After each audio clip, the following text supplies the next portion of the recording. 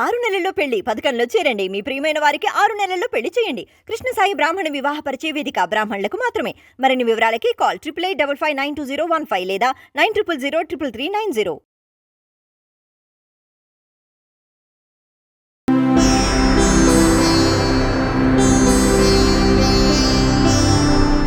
వీక్షకులందరికీ నమస్కారం. 2025వ సంవత్సరం వృశ్చిక రాశి వారికి ఏ విధమైనటువంటి ఫలితాలు కలగబోతున్నాయో ఈ వీడియో ద్వారా తెలుసుకుందాం. ముఖ్యంగా వృశ్చిక రాశి వారికి గత 2.5 ఏళ్లుగా అర్ధాష్టమ శని తాలూకు ఫలితాలు వచ్చాయి.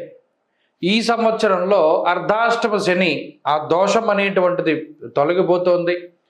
అయితే అర్ధాష్టమ రాహు యొక్క ఫలితాన్ని ఈ సంవత్సరంలో ఈ రాశి వారు చూడొచ్చు.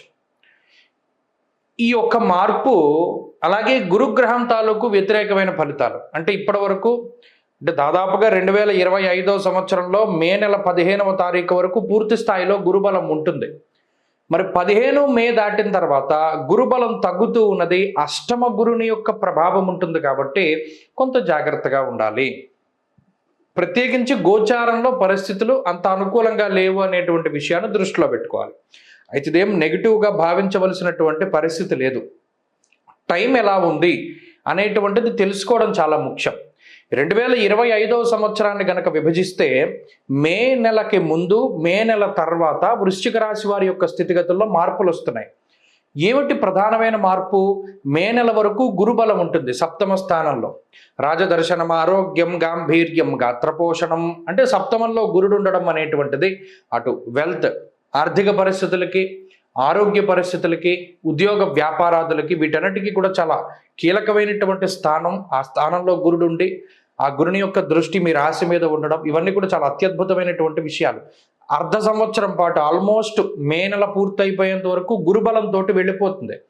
మరి మే నెల దాటిన తర్వాత అష్టమ గురుని యొక్క స్థితి చౌరాగ్ని నృప భీతిశ్చ గాత్ర గాంభీర్యనాశనం.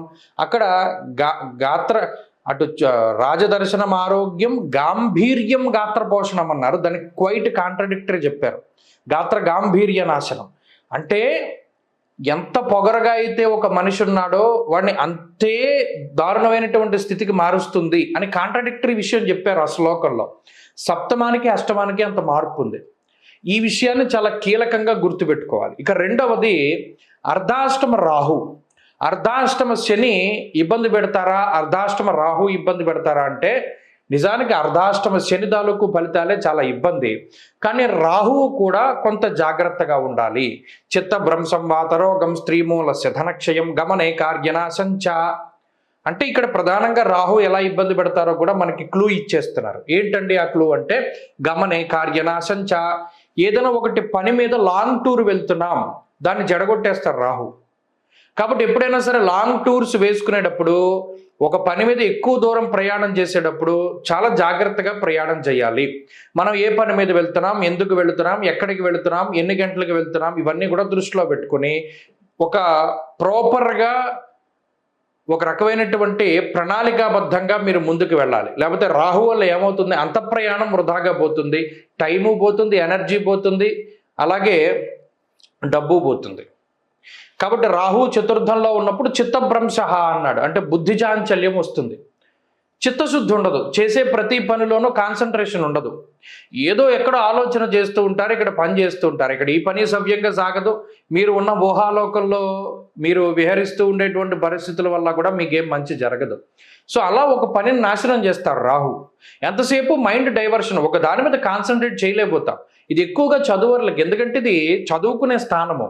గురుబలం తగ్గడము, అర్ధాష్టమ రాహు ఉండడం అనేటువంటిది చదువుకునే వృశ్చిక రాశి వాళ్ళకి చాలా ఇబ్బంది. అందువల్ల వాళ్ళు ఆ బలాన్ని పెంచుకోవడానికి ప్రయత్నం చేయాలి, ఏది ఏకాగ్రత అనేటువంటి దాన్ని. అలాగే గమనే కార్యనాశంచ అన్నాం. ఇక చతుర్థ స్థానంలో రాహు ఉండడం వల్ల బంధువులతో మాట పట్టింపులు వస్తాయి. అలాగే ఎక్కువ వాహనాలు మీరు చూడండి, డబ్బంతా తీసుకెళ్లి వాహనాలపై పెడతారు. ఒక సెకండ్ హ్యాండ్ బండి కొనడం, లేదా సెకండ్ హ్యాండ్ కారు కొనడం, సెకండ్ హ్యాండ్ ఇంకోటి ఏదైనా వస్తువు కొనడం, దానిలో రకరకాల రిపేర్లు రావడం, లేదా ఏదైనా కొత్త వస్తువు కొన్నా అది తీసుకెళ్ళి మనం దాన్ని డ్యామేజ్ చేయడం, ఇటువంటివి ఎక్కువ సంభవిస్తూ ఉంటాయి. కాబట్టి అదొకటి జాగ్రత్తగా చూసుకోవాలి.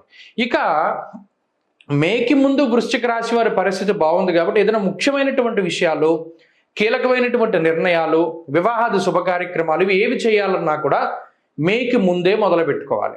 ఏదైనా ఒక ఇల్లు కట్టుకోవాలి, శంకుస్థాపన చేయాలి, మేకి ముందే మాఘమాసంలోనో పాల్గొన మాసంలోనో ముఖ్యమైనటువంటి పనులన్నీ పూర్తి చేసేసుకోవాలి. జూన్ నెల వచ్చేసింది అంటే మళ్ళీ అక్కడ నుండి పరిస్థితులు బాగట్లేదు కాబట్టి ఒక ప్రణాళికాబద్ధంతో ముందుకు వెళ్ళగలిగితే మంచి ఫలితాలు వస్తాయి. ఇక పంచమంలో ఉండేటువంటి శనేశ్వరుడు వల్ల అంత ఇబ్బంది ఏం లేదు. కార్యహానిర్ మనస్తాపహ జ్ఞాతివ్యా జకలాపహం అన్నారు. అక్కడ కూడా ఆయన కూడా శనేశ్వరుడు పంచమం ఉంటే బుద్ధి, ప్రజ్ఞ, మేధస్సుకు సంబంధించిన స్థానం కాబట్టి ఆయన కూడా కాన్సన్ట్రేషన్ పాటు చేసేటువంటి విషయాలపై ఎక్కువ ప్రభావాన్ని చూపెడతారు. కాబట్టి ప్రధానంగా ఈ రాశి వారు అంటే ఇట 3 దీర్ఘ సంచార గ్రహాలు ప్రతికూలంగా ఉన్నాయి మరి వృశ్చిక రాశి కాబట్టి జాతకంలో దశాంతర్దశలు గనక బాగుంటే వాళ్ళు బాగుంటుంది, ముందుకు వెళ్ళిపోతారు. జాతకంలో దశాంతర దశలు కూడా బాగా లేదు అంటే మాత్రం జాగ్రత్త పడాలి. అది కూడా మే దగ్గర నుండి జాగ్రత్త పడాలి. మరి ఏం చేయాలండి? చదువుకునేటువంటి వారు మిగతా వాళ్ళ ఆ ఏకాగ్రతను పెంచుకోవడానికి సిద్ధమంగళ స్తోత్రాన్ని ప్రతిరోజు చదవాలి.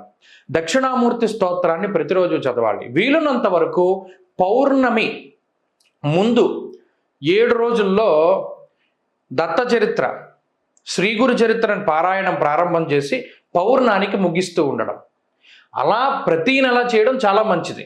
వీలున్నంత వరకు పౌర్ణమి దగ్గర నుండి ప్రారంభం చేసి 7 రోజుల్లో సప్తాహం చేయడం, పౌర్ణానికి ముందు పౌర్ణమి చివరి రోజుగా వచ్చేటువంటి విధంగా సప్తాహం శ్రీ గురు చరిత్ర పారాయణ చేయడం చాలా మంచిది.